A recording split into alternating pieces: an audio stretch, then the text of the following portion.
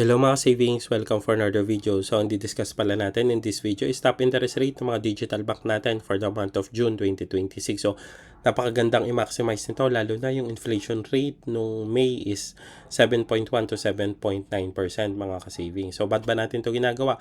Para di na kayo mahirapan mag-search isa-isa or mag-install isa-isa. So, nandito na lahat ng mga top interest rate ng mga banks, digital bank and rural bank natin dito sa Pilipinas. Ginagawa natin to mula noong 2022 until today. So, ngayon, medyo babalik na tayo ulit monthly. So, medyo paiba-iba kasi tayo ng channel. Paiba-iba rin tayo ng platform. Pero now, focus na ulit tayo sa YouTube saka sa TikTok.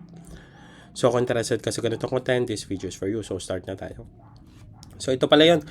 Yung nabanggit ko kanina na 7.1 to 7.9% yung inflation ng May. Napakasakit nito mga ka-savings. So, imagine may cash on hand ka, nawawalan ka ng 65.8 pesos per month. So, better than having to put it on the 15%, 10%, 8%, rather than losing yung 65.8%. So, between 2.5 yung sample natin dito up to 15%. So, sayang naman yung nawawala ng pera natin in case hindi tayo gumagamit ng mga high yield na interest rate ng mga digital bank natin. Ito paling kikitain natin sa traditional bank pag doon tayo naglagay ng pera. So, start na tayo. So, yan. So, iisa-isahin din natin yan para kumbaga maging aware kayo sa interest rate for the month of June. So, Maya, so yung meron silang savings 15% down to 3%. Then yung goal naman nila 8% to 8%. And then yung time deposit naman nila, meron silang 6%, 5.5, and 5% cap to 1 million. So, explain natin yan. So, yan nga, sabi ni Catherine, sampalin mo ako ng pera up to 50% interest rate araw-araw sa Maya Saving. So, ito yon. So, dalawa yung bracketing dito. Isa sa new user. Kapag new user ka, sample, wala ka pang Maya. Pero karamihan papasok dito kasi may existing Maya na. Pero ikaw, kung sakaling mapalad ka, wala ka pang account kay Maya, pagka-create mo ng account, initially 3% agad yung interest per annum mo. And then, kapag nag-deposit ka ng 1,000, mabuboost ka ng 12%. So, magiging 15%. Unlike naman sa existing user, dami mong kailangan pagdaanan. So, hindi na natin yan isa-isahin. Basta yan. 3, 5, 6, 8, 10, 12, 13, 15. Yan, nakakahilo yan. Pero, at least, may chance ka pa rin umabot ng 15%. And then, ito naman yung goal nila from 4% to 8%. So, hindi rin siya automatic. Sorry mga savings. And then, hindi rin siya automatic. So, ito yon. So, 1 cent to 20,000, 4%. 20,000 to 40,000, 4.5%. 40,000 to 60,000 is 5%. 60,000 to 80,000 is 6.5%. Ngayon, para ma-reach nyo yung 8%, 80,000 to 100,000. So, max din niya is 100,000 nung goals. And then, yung interest naman ng time deposit nila, ang daming product ng Maya, no? Mga savings, medyo mahirap mamili, pero in-explain naman natin sa isa. So, yung 12 months nila is 5.5 per annum. So, yung per annum, sa mga hindi pa ganong nakakagets mga ka-savings, per annum is per month yan. Yung per annum is year, and then i-divide mo siya by 12. So, per annum is equivalent to 12 months. So, yung 6 months naman niya, is 6% per annum, and then yung 3 months naman niya is 5% per annum. Then next naman natin is si Tonic. So meron silang time deposit naman na 6.5, 6% saka 5.5, and then may savings naman sila na 4% saka 4.5%. So isa-isahin natin yan. So yung solo stash niya up to 4% naman per annum. And then yung group stash niya, pwede kayong mag-merge as a group.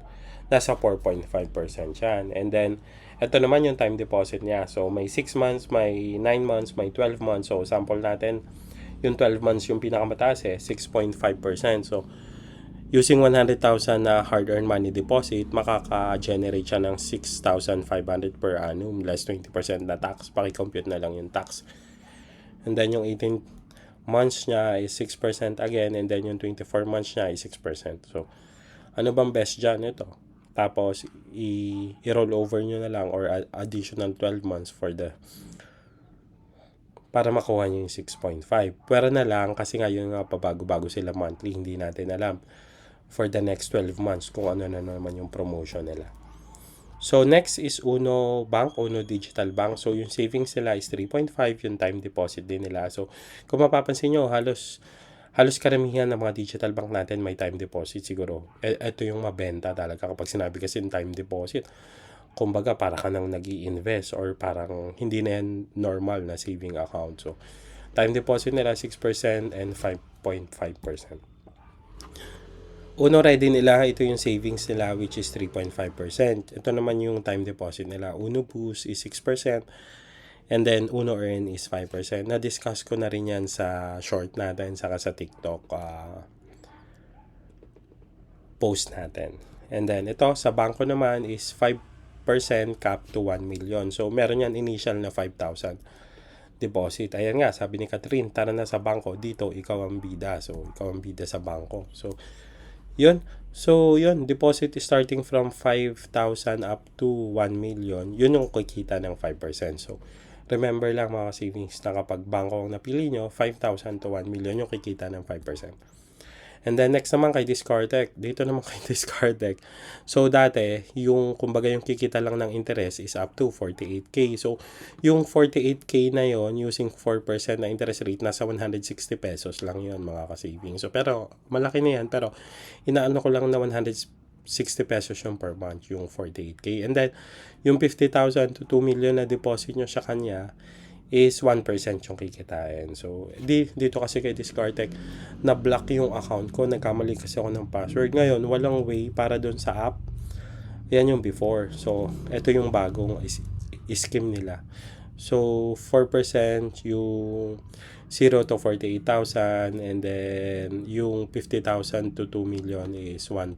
So, na-block yung account natin. So, walang way para ma-restore siya through account. So, kailangan mo mag-email. So, napaka-hassle ng mga saves. Hanggang ngayon, di ko pa siya nare-reactivate. Yun, sa Merrybank naman, is yung initial deposit nila is 3.5. Yun yung below 1 million. And then, 1 million above is 3.75. Yung time deposit naman nila, dalawa is 3.75%. Discuss din natin yan. So, ito yun.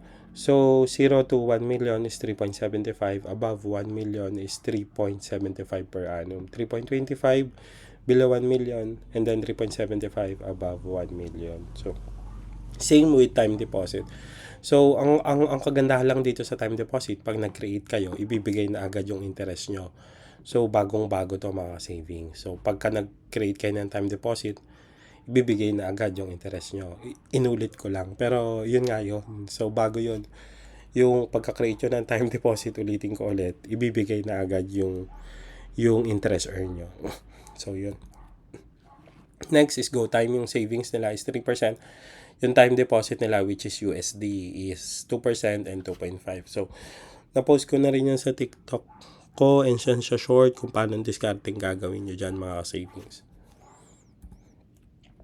And then, sorry, uubo lang ako. Ayun.